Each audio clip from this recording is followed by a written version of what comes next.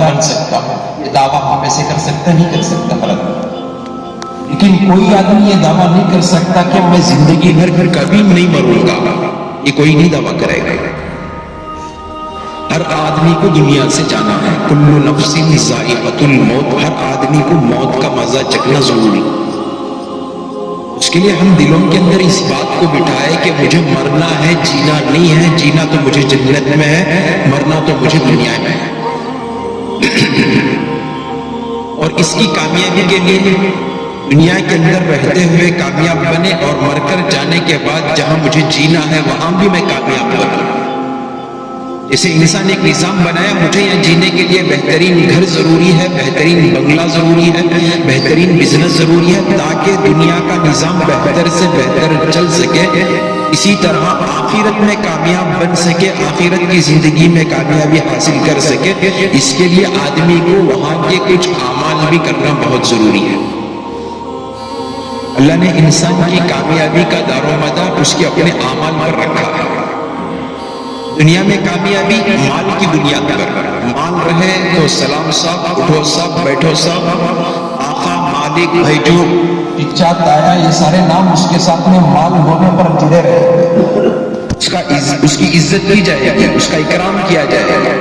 مال نہیں رہے گا کوئی پوچھنے والا نہیں ہے، یہی مزاج ہے اس وقت، یہ دنیا کا یہی مزاج ہے۔ اللہ کے نبی علیہ السلام نے فرما دیا، لِكُلِّ أُمَّةٌ فِتْنَةٌ وَفِتْنَةُ أُمَّتِي الْمَالُ، دنیا کی جتنے بھی قومیں گزری ان سب قوموں کے اندر کوئی نہ کوئی آزمائش اور فتنہ ہوا کرتا تھا۔ اللہ کے نبی علیہ السلام نے کہا میری امت کا جو فتنہ ہوگا وہ مال ہوگا۔ مال اور پیسے کی بنیاد پر آدمی کی ویلیو اور آدمی کا مقام دیا جائے گا، مال نہیں ہے تو آدمی کی ویلیو بھی نہیں، اس کا مقام بھی نہیں ہے۔ اسی طرح آخرت میں بھی اللہ کی جو کامیابی کا وعدہ ہے وہ اعمال کی بنیاد پر ہے، اعمال رہیں گے اللہ کامیاب کریں گے، اعمال نہیں رہیں گے اللہ ناکامیاب کر دیں گے۔ اس کے لیے دنیا کے اندر جہاں میں نے دنیا کو سمجھ کر مال کے پیچھے اپنا وقت دیا، تیرا نہیں دے رہا آدمی، صبح ہی ہو رہا ہے، دھوپ نہیں دیکھ رہا ہے، بارش نہیں دیکھ رہا ہے، گرمی نہیں دیکھ رہا ہے، بنڈوں کے اوپر جا کر پتھر کے پیچھے محنت کر کے ان ساروں کو لے جا کر دوسروں کو منتقل کر کے ایک آدمی اپنے گھر سے نکل کر اپنی بیوی بچوں کو چھوڑ کر 8 گھنٹے 10 گھنٹے جٹا کر محنت باہر کر رہا ہے، اس کا نتیجہ یہ ہے کہ اسے مال کا فائدہ ہو رہا ہے۔ اور اللہ کے نبی علیہ السلام نے فرمایا دنیا کے اندر تو مال آدمی کو وقتی طور پر فائدہ دے دے گا، لیکن آخرت کے اندر کامیاب ہونے کے لیے بندے کو اعمال کا ہونا ضروری ہے۔ اس کے لیے اعمال والی زندگی بہت ضروری ہے۔ یہ دور بڑا قریب، بالکل فتنوں کا دور، ایمان کے ختم کرنے کا دور، نمازوں سے دور کرنے کا دور، مسجد کے اندر آنے سے اپنے آپ کو داخل کرنے سے یہ زمانہ مجھے اور آپ کو بہت دور رکھ رہا ہے۔ اللہ کے نبی علیہ السلام نے فرمایا انا والساعۃ کہاتین، میں اور قیامت بالکل قریب آئے۔ اور اللہ کے نبی علیہ السلام نے صاف کہہ دیا کہ قیامت کب آئے گی یہ اللہ کے نبی کو بھی پتہ نہیں ہے، لیکن آنے والی علامتیں اللہ کے نبی نے بتائی۔ تمہارے اندر کیا کیا علامتیں ہوں گی، قیامت کے قریب تمہارے اوپر کیا کیا حالات گزریں گے، کیا کیا پریشانیاں اور مصیبتوں سے تمہیں دوچار ہونا پڑے گا۔ اور ہم سوچ رہے ہیں کہ قیامت بہت دور ہے، ہم خود ہمارے درمیان میں، ہمارے آس پاس کے لوگوں میں، دوستوں میں، احبابوں میں کوئی حالات اور واقعہ پیش آیا، لوگ صاف کہیں گے قیامت قریب ہے، لے گئی ابھی دنیا ختم ہو رہی ہے، بول رہے نہیں بول رہے لوگ۔ اللہ کے نبی علیہ السلام نے کہا قیامت قریب آ جائے گی، اس کی علامتیں کیا ہیں؟ اللہ کے نبی علیہ السلام نے کہا مسجدیں پکی رہیں گی لیکن اس میں عبادت کرنے والے بہت کم رہیں گے۔ سمجھ جاؤ کہ بالکل قیامت قریب ہے۔ اور تمہارے گھروں کے اندر حرام غیر محسوس طریقے سے داخل ہو جائے گا، آپ کو سمجھ میں بھی نہیں آئے گا کہ یہ حرام ہمارے گھر میں داخل ہو گیا ہے۔ جیسے لوگ دسترخوان پر کھانا کھاتے ہیں ویسا قیامت کے قریب لوگ حرام کو حلال سمجھ کر کھاتے رہیں گے۔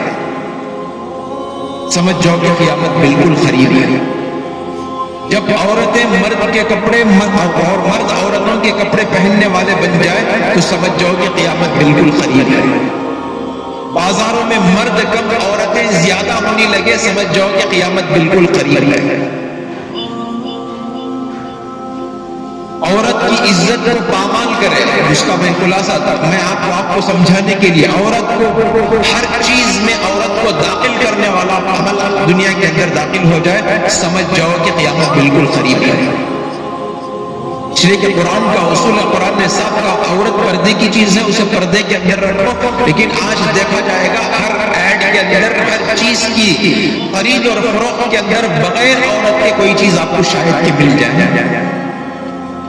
قیامت قریب ہے کہ نہیں ہے؟ میں اور آپ قیامت کے قریب آئے ہوئے نہیں آئے. یہ سب علامتیں جب ظاہر ہو جائے، لوگوں کے اندر یہ ساری چیزیں داخل ہو جائے، تو اس کا علاج کیا ہے؟ اس سے بچنے کا علاج کیا ہے؟ اس کو کیسے ہم لوگ اس سے محفوظ ہو سکے؟ جیسے ہمارے درمیان میں 2 سال سے کرونا گزر رہا ہے، اس سے بچنے کے لیے ڈاکٹروں نے مختلف تحقیقات کے ذریعے سے اس کا ایک علاج تحقیق کیا ہے، اور وہ اس کے طور پر اس کا علاج کر رہے ہیں کہ اس کو آکسیجن دیا جائے، اس کو گولی دی جائے، ایک دوسرے آدمی کو ٹچ نہ کیا جائے، اور ماسک کا اہتمام کیا جائے، ڈسٹینس کو برقرار رکھا جائے. اس سے آدمی بیماری سے محفوظ ہوتا ہے، اور نہیں ہو رہا. اور یہ بھی قیامت کی علامت ہے. اللہ کے نبی علیہ السلام نے بتایا جب انگہانی بیماریاں، امراض شروع ہو جائیں گے، جس کا علاج ڈھونڈنا مشکل ہو جائے گا، سمجھ جاؤ کہ قیامت بالکل قریب ہے. یہ الگ چیز ہے، یہ کیا سازش ہے، یہ کیا دوسرا اس کے پیچھے کوئی راز ہے، وہ الگ چیز ہے. لیکن جب تک کہ اس کی آڑ کے اندر، اس کی بلوپس کے اندر کتنے لوگ اپنے آپ کو جان دھو کر دنیا سے چلے گئے. یہ بھی قیامت کی علامتوں میں سے. اس وقت حضرت حذیفہ رضی اللہ عنہ جو اللہ کے نبی علیہ السلام کے خاص دوست، خاص ساتھی اور صحابہ میں سے تھے، اللہ کے نبی علیہ السلام سے سوال کیا، اللہ کے نبی سے سوال کیا، اللہ کے نبی جب سارے فتنے دنیا کے اندر داخل ہو جائے تو مجھے بچنے کی کیا صورت ہے؟ جیسے کرونا سے بچنے کے لیے میں اور آپ ہر جگہ آج بھی یہ اصول ہے کہ نہیں ہے؟ کندھ باہر زیادہ ہاسپٹل میں جو ماسک ڈالو بول رہی، کانا کانے جو ماسک ڈالو بول رہی. یہاں سے بنگلور کو جو ڈگ ڈگ پر آپ کو پولیس والے ملیں گے، ماسک ڈالو نہیں تو 250 روپے فائن بنو. ہو رہا نہیں ہو رہا آج کل بیماری سے بچانے کے لیے؟ تو یہ سارے فتنے اس وقت، جتنے میں نے آپ کو حدیث کی روشنی کے اندر جو باتیں حدیث کے اندر کی وہ بتایا، اس وقت ہمارے درمیان میں داخل ہے نہیں ہے. مسجدیں تو الحمدللہ عالی شان ہے، لیکن نماز پڑھنے والے کم ہیں. کل قیامت کے دن یہ پوری دنیا ٹوٹ پھوٹ کر فنا ہو جائے گی، لیکن باقی رہنے والے دنیا کے اندر اللہ کے گھر مساجد رہیں گے. اللہ ایسے ہی مساجدوں کو اٹھا کر عرش کے قریب رکھیں گے.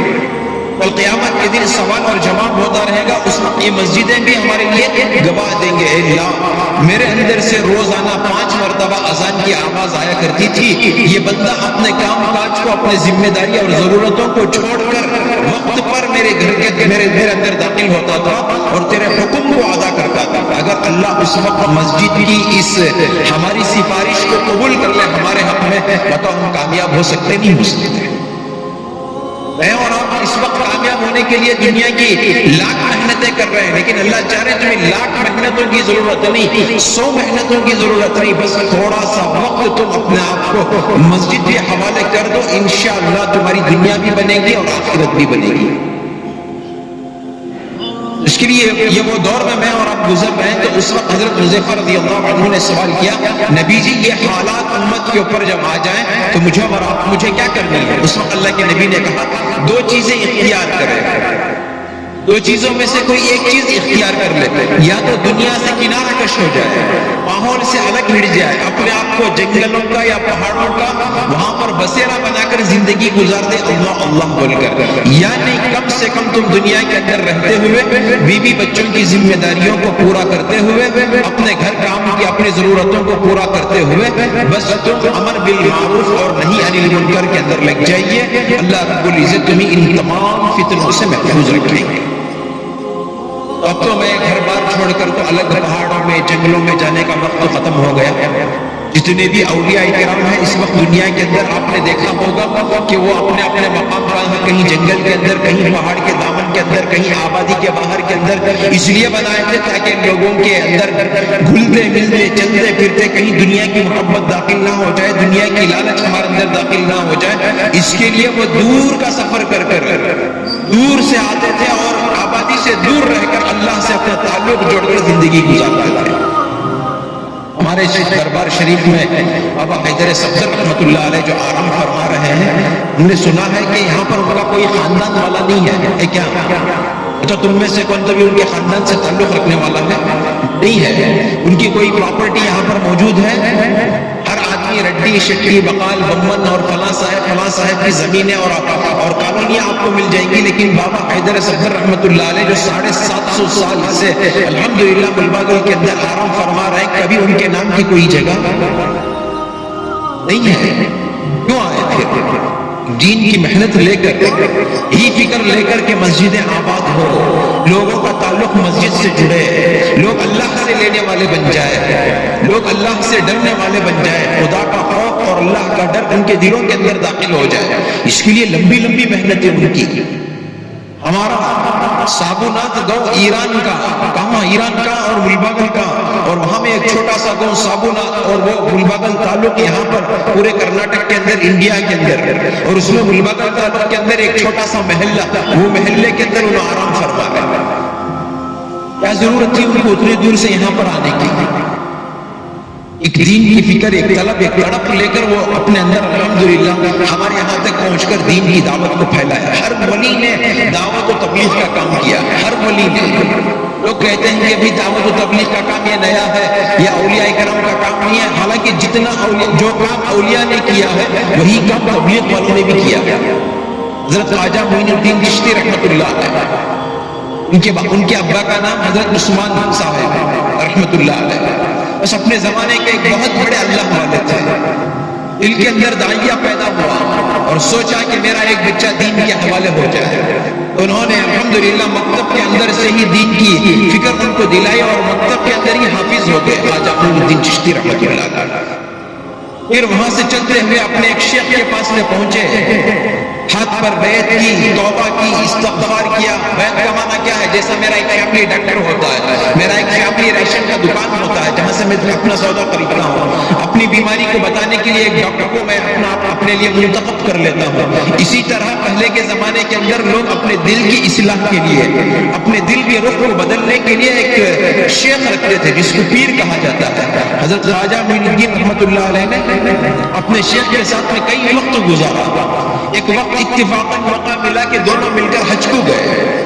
جانے کے بعد حضرت خواجہ معین الدین چشتی رحمۃ اللہ علیہ کا ہاتھ پکڑ کر ان کے پیر صاحب نے حتیم کے پاس میں، مکے کے اندر جو دروازہ ہے وہ دروازے کے پاس میں جو چھوٹی سی جگہ ہوتی ہے، وہ جگہ کے پاس اللہ کے نبی کا معمول تھا کہ وہیں کھڑے ہو کر دعا کرتے تھے، اور اللہ کی طرف سے یہ اللہ کے نبی علیہ السلام کو بتایا گیا تھا یہاں پر دعائیں 100% قبول ہوتی ہیں حتیم کے اندر۔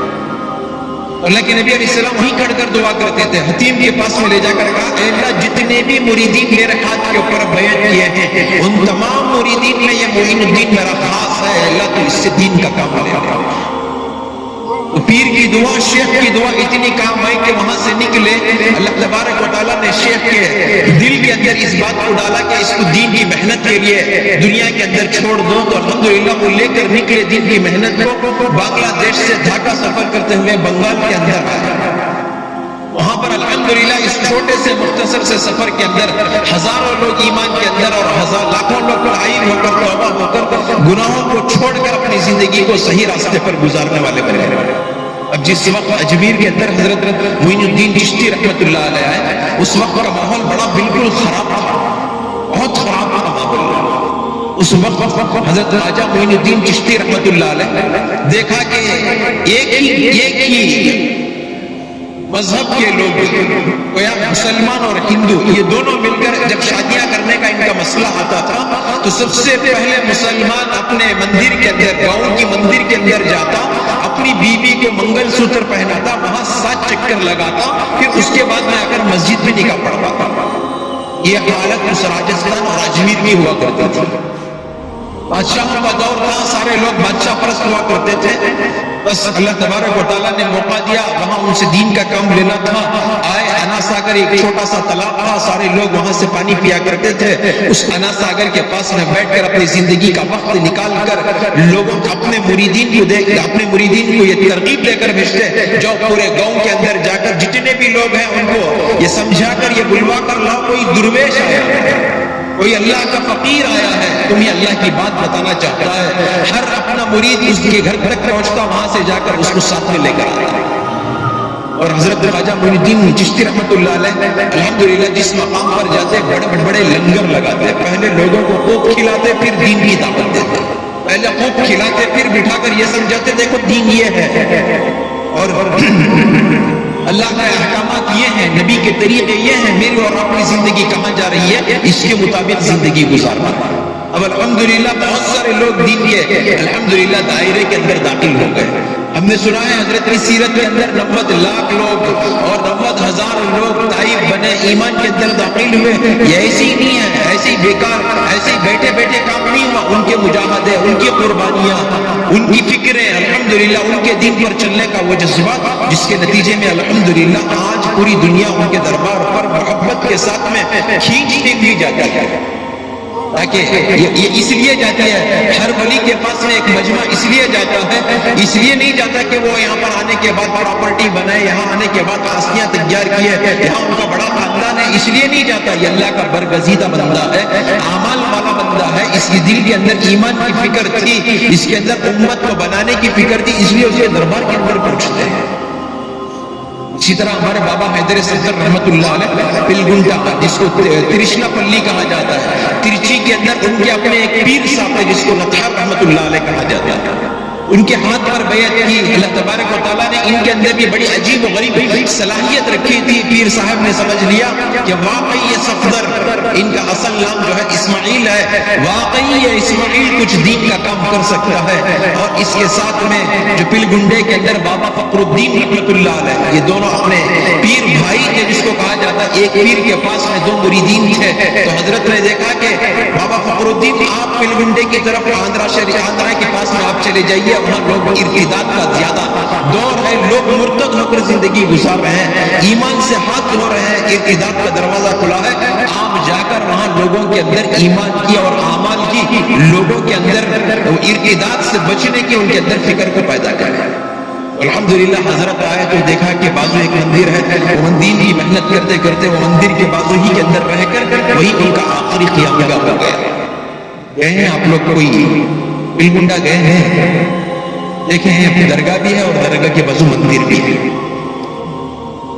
یہ وہ اللہ والے تھے جنہوں نے ایمان، انسانیت کے اندر ایمان کو، اعمال کو داخل کرنے کے لیے آئے تھے۔ پھر اسی طرح 100 ساتھیوں کے ساتھ حضرت بابا حیدر صفدر رحمت اللہ علیہ سفر کرتے ہوئے اسی روڈ سے گزرے ہوئے تھے، اسی روڈ سے، کولار روڈ سے گزرتے ہوئے جب وہ اندر داخل ہوئے، بڑے لوگ کہتے ہیں کہ اس وقت جہاں پر بڑی بڑی دکانیں ہماری بنی ہوئی ہیں عیدگاہ کے کمپاؤنڈ کے اندر، وہاں ہاتھیوں کا ایک نالا ہوا کرتا تھا، ہاتھیاں آ کر پانی پیا کرتے تھے۔ اس نالے کے کنارے سے جب آئے تو یہاں دیکھا کہ دلی کا ایک بادشاہ وہاں پر جہانگیر بیٹھا ہوا تھا، اس نے اپنے گورنروں کو ایک ایک علاقے کے اندر بھیجا تھا۔ اب وہ گورنر وہاں پر منتخب تھا، یہاں پر تھا الباغل کے اندر بھی ایک بادشاہ حکومت کر رہا تھا۔ تو پتا چلا کہ 100 آدمی درویش قسم کے آئے ہوئے ہیں، شکایت پہنچی آفس کے اندر کہ کوئی 100 آدمیوں کا ایک بہت بڑا گروہ آیا ہوا ہے اور ہمارے شہر کے اندر داخل ہو گیا۔ بادشاہ نے اپنے 2-3 ساتھیوں کو بھیجا، جو تحقیق کرو وہ کون آدمی آئے ہوئے ہیں۔ جب جا کر پوچھتے ہیں تو حضرت بابا حیدر صفدر رحمت اللہ علیہ، جن کا نام اسماعیل ہے، وہ کہتے ہیں کہ ہم اللہ کے بندے ہیں، اللہ کی زمین پر آئے ہوئے ہیں، ہم یہاں رہ کر دین کا کچھ کام کرنا چاہتے ہیں۔ جب ملباگل کے اندر آئے تو لوگوں نے دیکھا یہاں کی بھی حالت بڑی خراب تھی، لوگوں کے اندر بے دینی زیادہ تھی، بلی دینے کا یہاں پر رواج زیادہ تھا۔ ہر سال تالاب کے پاس میں کھڑے ہو کر لوگ اس کو بلی دیا کرتے تھے، یہ بلیوں کا نظام زیادہ تھا۔ پھر یہاں پر کرپٹ کا نظام زیادہ تھا، لوگوں کے اندر سود کا کاروبار زیادہ تھا۔ تو حضرت نے اپنے آنے کے بعد میں الہام اور کشف کے ذریعے سے بات سمجھ میں آئی تو پہاڑ کی ایک دامن میں بیٹھ کر اپنے آپ کو اللہ کی طرف رجوع کر صبح سے شام تک لوگوں کو دین کی طرف بلواتے اور شام میں جا کر اللہ کے دربار میں پہاڑ کے دامن کے اندر رہ کر اللہ کے دربار میں بیٹھ کر رو رو کر ہمارے اپنے باپ داداؤں کے ایمان کے لیے رویا کرتے تھے۔ یہ وہ اولیاء اکرام ہیں جنہوں نے ہمارے ایمان کے لیے رونے کے لیے، ہمارے ایمان کو مضبوط کرنے کے لیے، ہمارے ایمان کو اپنی زندگیوں میں داخل کرنے کے لیے، غفلت والی زندگی سے نکال کر ایک فکر والی زندگی پر ڈالنے کے لیے انہوں نے اپنا آخری مقام یہاں بنایا۔ آج ہم لوگ صرف ان کے نام کو تو ان کے نام سے تو محبت کرتے ہیں لیکن ان کے کام سے محبت ہم لوگ نہیں کرتے. یہ ساری محنتیں یہی اولیاء کرام کی الحمدللہ ترتیب پر چلی ہوئی ہیں. یہ دعوت و تبلیغ کی محنت بھی یہی اولیاء کرام کی محنتوں کا نتیجہ ہے. آج میں اور آپ یہاں پر جو بیٹھے ہوئے ہیں, ہماری جو جماعتیں آپ کی مسجد کے اندر آتی ہیں, آپ کے گھروں تک, آپ کی دہلیز تک جو دستک دیتی ہیں, یہ ہمارا کام نہیں ہے, یہ اولیاء کرام کا کام ہے, انبیاء کا کام ہے, صحابہ کا کام ہے.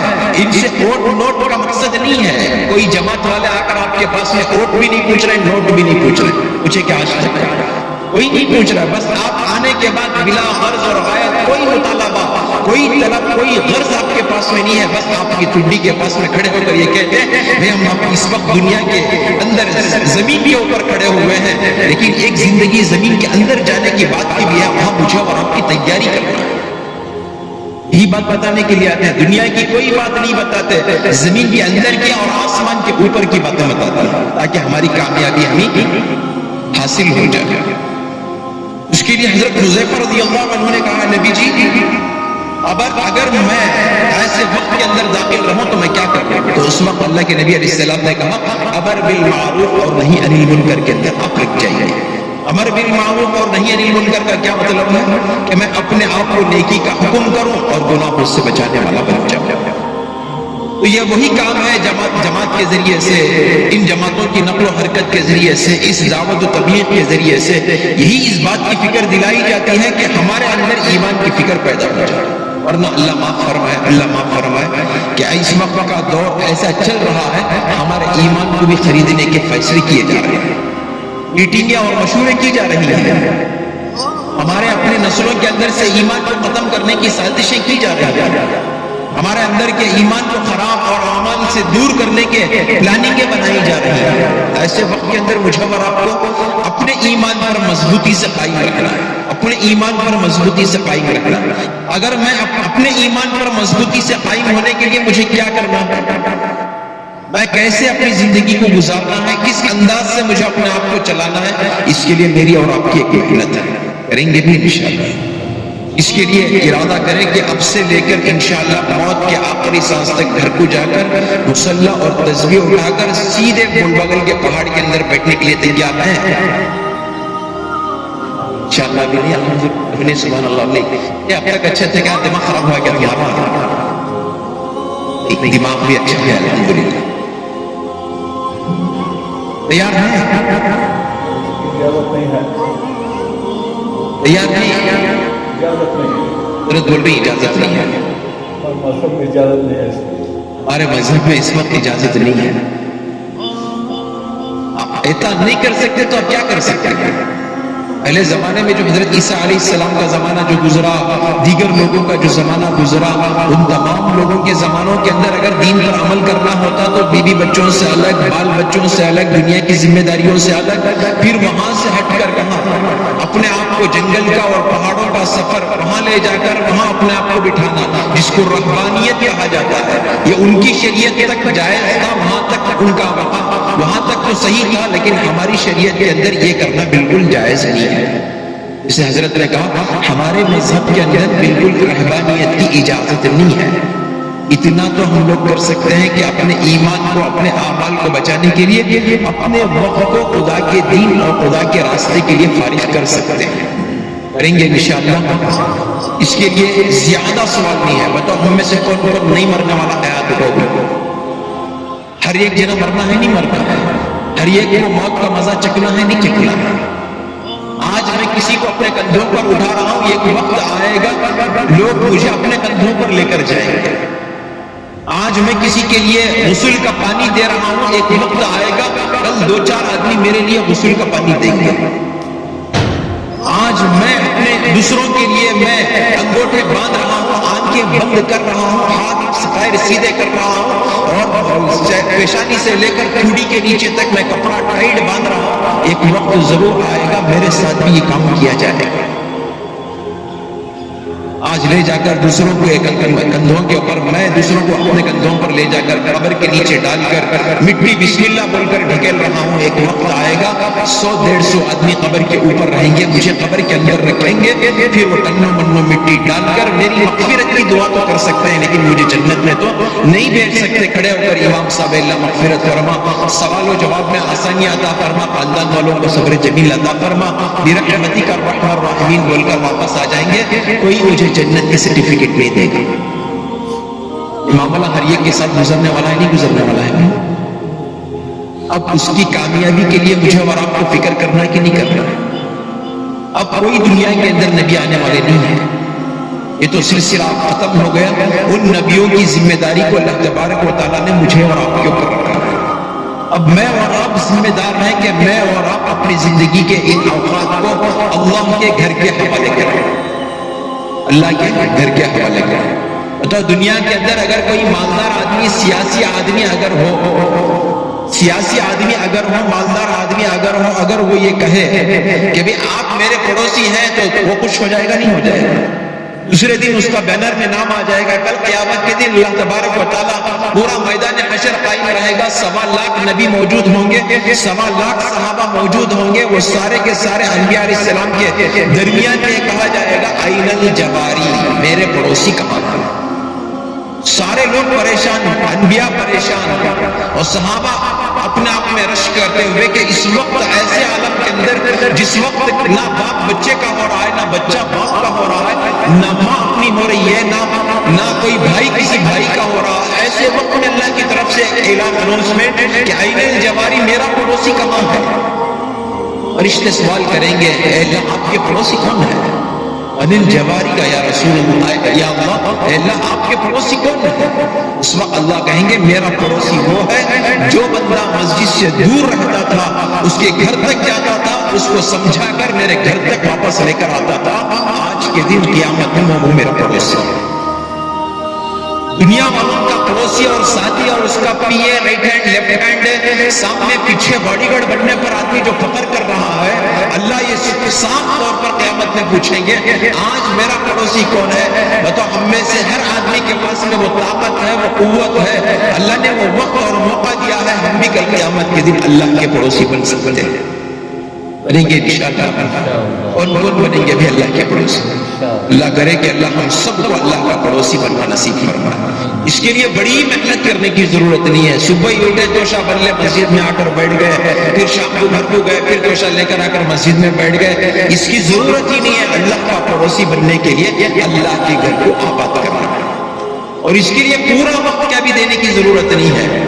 دن کے اگر ہم نے 2.5 گھنٹے 24 گھنٹوں کے اندر سے 20 پر 4 گھنٹے ہمارے ہیں، آپ اس میں سے تقریباً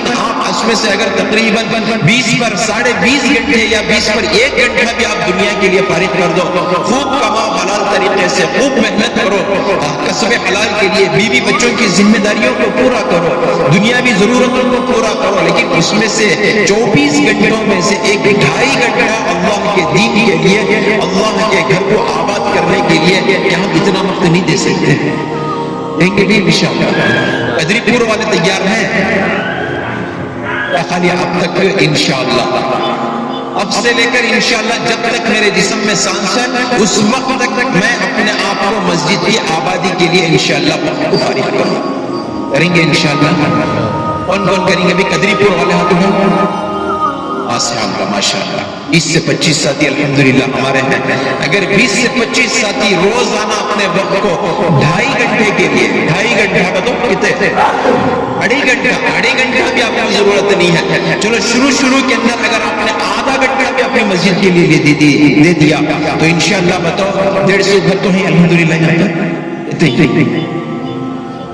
اتنے 100 گھر ہے. چلو 100 گھر میں سے اگر روزانہ اگر ہم لوگ آدھا گھنٹہ دیے اور آدھا گھنٹے میں روزانہ 5 اگر گھروں کو ہم نے ملاقات کر لی، 4 ساتھیوں کی جماعت بنا کر 5 گھروں کو اگر ملاقات کر لی تو انشاءاللہ ایک ہفتے کے اندر ہمارے کئی گھروں سے ملاقات اور اس گھروں کے افراد الحمدللہ نماز پڑھنے والے بن جائیں گے. کریں گے بھی انشاءاللہ. آج سے شروع کریں گے عمل کو. دنیا تو ہماری مقدر میں ہے، مل کر ہی رہے گی، ان دین محنت کے ساتھ ہماری زندگیوں میں داخل رہے گا. اس کے لیے ارادے کریں کہ انشاءاللہ 2.5 گھنٹے والے اعمال کو اپنی زندگی کے اندر داخل کریں گے. اس کے بعد الحمدللہ ہمارے یہاں پر فجر میں تعلیم ہوتی ہے. اتنے ساتھی فجر کو آتے تھے امام صاحب موزن صاحب دو جن اچھے کیا امام بھائی امام صاحب موزن صاحب ارادہ کرو یہاں بیٹھنے والے 25 ساتھی انشاءاللہ ہم یہاں پر آئندہ اب سے لے کر ظہر سے انشاءاللہ ہم لوگ ہر ساتھی اپنے گاؤں کی مسجد کے اندر نماز پڑھنے والا بنے گا بنیں گے بھی انشاءاللہ. مسجد تو الحمدللہ بنانے والے آپ گاؤں والوں نے فکر کی شیڈ کیا ہے الحمدللہ آپ لوگوں نے نظام بنایا ہے آپ لوگوں نے بھی الحمدللہ مسجد کے اندر حصہ لیا ہے. یہ کس کے لیے بھی بند کر رکھنے کے لیے کوئی غیر نہیں آئے گا کوئی باہر والا مسجد کو آباد کرنے کے لیے نہیں آئے گا. اللہ معاف فرمائے ہمارے مسجدوں میں ہماری نمازیں نہ ہونے کی وجہ سے اس وقت غیر زبردستی ہماری مسجدوں میں گھس کر تالا ڈالنے پر ہمیں مجبور کر رہے ہیں. یہ سوشل میڈیا پہ وائرل نہیں ہے ریلوے اسٹیشن کے اندر کی مسجد بنگلور کی کیا اسے بند نہیں کرا رہے ہیں کیوں اس لیے کہ ہم لوگ عبادت کے لیے نہیں جا رہے. پھر غلطی کیا ہونا ہے ہم مار والے ہم توڑ والے بڑی غلیظ قوم بڑی خطرناک قوم حکومت کی غلطی نہیں ہے یہ میری اور آپ کی غلطی ہے. میں اور آپ پابندی کے ساتھ مسجد کے اندر آتے رہے بتاؤ کوئی ہے مائکا لال جو ہماری مسجد کو بند کر سکے. اس کے لیے ہم نیت کریں ارادے کریں کہ انشاءاللہ ہم اپنے گاؤں کی مسجد کو آباد رکھیں گے کریں گے بھی انشاءاللہ. فجر کے الحمدللہ فجر کے اندر ہر ساتھی ہم ایک جگہ جماعت کے اندر گئے تھے الحمدللہ یو پی کے اندر تو وہ اس گھر کا ایسے قدری پور جیسا گاؤں ہے وہ ہر گھر کا ہر فرد مسجد کے اندر رہے گا. مسجد وار جماعت بیٹھ رہی تھی 100 سے 120 آدمی مسجد وار جماعت کے اندر. اگر کوئی ساتھی کسی گھر کا نہیں آتا معلوم ہو جاتا نا پڑوسی میرا نہیں آیا بول کر پوری مسجد وار جماعت اس کے گھر کے پاس میں چلے جاتے. سوتا رہتا پلنگ پر سے اٹھا لا کر باہر کھڑا کر ڈالتا اس کو ایسا اس کو کام دیتے کہ دوبارہ وہ فجر کی نماز کا وقت دیکھتا رہتا سوتا نہیں تھا کہ کب وہ فجر کا وقت ہو ورنہ پوری جماعت گھر کو آ جائے گی. ہمیں ایسا کرنا نہیں ہے ہمیں ویسا کریں چل رہا کھڑا کریں پلنگ کے اوپر سے ہمیں ایسا کرنا نہیں ہے. ہمارا مقصد یہ ہے کہ ہمارے گھر کا ہر فرد ہمارے محلے اور گاؤں کا ہر فرد فجر کی نماز الحمدللہ مسجد میں پڑھنے والا بن جائے. پوری دیکھو ہمارے گاؤں کے اندر کیا برکتیں ہوں گی اللہ کی طرف سے کیا دین کا ماحول رہے گا اور ہماری کمائیوں کے اندر کتنی برکت رہے گی بیماریوں سے ہم کتنا محفوظ رہیں گے. نماز پڑھنے سے ہر چیزوں سے اللہ رب العزت بھی محفوظ رکھیں کریں گے بھی انشاءاللہ. فجر کی نماز ہم پابندی کے ساتھ میں پڑھیں گے. پھر اس کے بعد بیٹھ کر تھوڑی دیر کے لیے فکریں ہوں گی کیسے ہم لوگ اپنے گاؤں کے ہر فرد کو مسجد میں لانے والے بنیں گے. دیکھتے نہیں الیکشن کا جب مسئلہ آتا ہے موقع آتا ہے کہ کھڑے ہونے والا کونسلر اگر ہم ہی اس کے پاؤں کو پسار کر اس کے سامنے بیٹھ گئے وہ پاؤں پکڑ کر رونے کے لیے بھی تیار ہو جاتا ہے. اتنے دن کے واسطے 5 سال کے واسطے خالی تمہیں کیا بولتی وہ کرتا ہوں اب بچ بلاؤں گا اب بچ کر بولتا ہوں پورا کام ہو جاتا ہے تمہارا پرانا ہاتھ پڑ جاتا ہوں لیکن مجھے اس بات کا بولو نہ تو بولتا نہیں بولتا ایک بولتا تھا 5 سال کے ساتھ خالی کرسی کے واسطے. جب 5 سال والا اپنی اپنے 5 سال کی کامیابی کے لیے جب لوگوں کے پیر پڑ سکتا ہے تو زندگی بھر کامیاب ہونے کے لیے ہم اس کی دہلیز تک نہیں جا سکتے. پیر نہیں پڑنا ہے دہلیز تک جانا ہے. آجا تیری کامیابی ہے ہمیشہ کی تیرے لیے جنت ہے. بیٹھ کر فکر کریں کہ کتنے ساتھی ہمارے نماز کو آ رہے ہیں کتنے نہیں آ رہے. جو نہیں آ رہے ہیں جماعتیں بنائیں گے انشاءاللہ مغرب کے بعد اور عشاء کے بعد 2.5 گھنٹے کا ایک نظام بنا کر انشاءاللہ ہم جا کر ان کو دین کی دعوت دیں گے کریں گے بھی انشاءاللہ. دو کام ہمارے تقریباً ہو گئے. تیسرا کام ہمارا اپنے محلے اپنے گاؤں کا گشت ہے. بار الحمدللہ ہم خوب کماتے ہیں جماتے ہیں کھاتے ہیں پیتے ہیں لیکن ہمارے گھروں کو بنانے کی فکر کرتے ہیں کہ اللہ کے گھر کو نہیں بنا سکتے. اس کے لیے ہفتے میں ایک مرتبہ ہمارے یہاں پر گشت کا ایک نظام بنے. کیا دن میں گشت ہوتا ہے ہفتے کے دن ہمارا گشت ہوتا ہے. ہفتے کے دن ساتھ دیتی انشاءاللہ سارے ساتھی قدری پور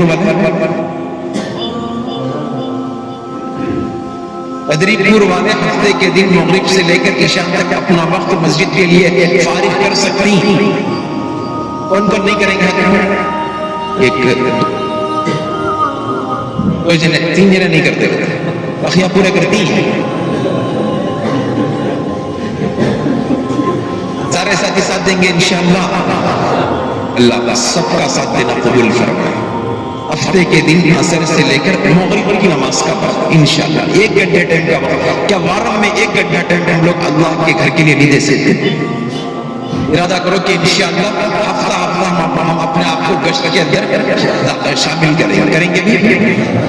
پھر اس کے بعد الحمدللہ 27 دن اپنی دنیا کمانے اور جمانے کے لیے, 27 دن اپنی دنیا کمانے اور جمانے کے لیے, لیکن اس کے اندر 3 دن ہم لوگ اللہ کو راضی کرنے کے لیے اللہ کے راستے میں چلیں گے بھی انشاءاللہ.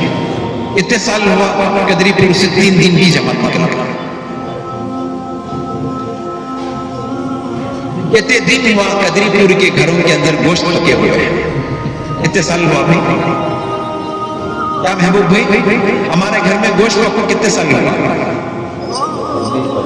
ہلیچ پکا رہتا تھا رو تازہ, یا نہیں تو آج پورے کو موٹا ہو گیا اٹھا لو گاڑیاں نکلتی انشاءاللہ بریانی ٹائٹ ہوتی ہے. اس کے اندر کمی نہیں ہے, اللہ معاف فرمائے. یہاں بیٹھنے والا مجمع پوری طور پر نیت کرے. دیکھو الحمدللہ بھائی پلی, میں کہا بھی امریکہ یہ فرانس سے جاپان کی کارگزاری نہیں سنا رہا ہوں. بھائی پلی یہاں سے کتنے کلو میٹر؟ یہاں سے 2 کلو میٹر مریبا گل, وہاں سے 15 کلو میٹر بھائی پلی, 17 کلو میٹر 18 کلو میٹر کا فاصلہ تقریباً پرسوں الحمدللہ 20 سے 25 ساتھی سے روزہ جماعت کے اندر آئے تھے. ہم بھی ہوتے گھر 120 گھر غالباً کرتے تھے. اب کل الحمدللہ کنڈا پلی سے تقریباً وہاں کے 17-18 ساتھی اللہ کے راستے میں جائے. اب ہمارے پڑوس کے رہنے والے قریہ والے جب اللہ کے راستے میں چل سکتے ہیں تو کیا ہم لوگ نہیں چل سکتے؟ وقت الحمدللہ آپ کے شہر کو دیکھ کر بڑی خوشی ہوتی تھی. اتوار کو الحمدللہ ٹریکٹروں کے اندر لاریوں کے اندر آپ لوگ اجتماع کو آتے تھے, یہ آتے تھے کیا محبوب بھائی, یہ آتے تھے.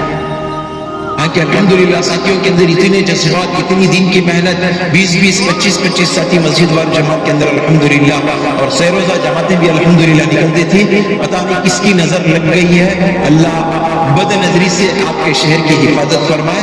پھر دوبارہ آپ کو ایمان پر اور اعمال پر, مسجد کی آبادی والے اعمال پر جمنے کی توفیق عطا فرمائے. اس کے لیے بولو سیروزہ جماعت میں انشاءاللہ چلنے والے بنیں گے. اللہ ہم تمام کو ان اعمال پر ہمیں غور و فکر کرتے ہوئے اپنی زندگی کے اوقات میں سے تھوڑا سا وقت نکال کر اللہ کے دین کے لیے بھی دینے کی توفیق عطا فرمائے. کریں گے بھی انشاءاللہ. قدری پور والے پورے اٹھ کر ادھر بیٹھ جاؤ, قدری پور والے پورے درد کے پاس میں بیٹھو, زائن ہو جاتے ہیں. اور اس میں سے جو اسٹوڈنٹ ہیں پڑھنے والے SLC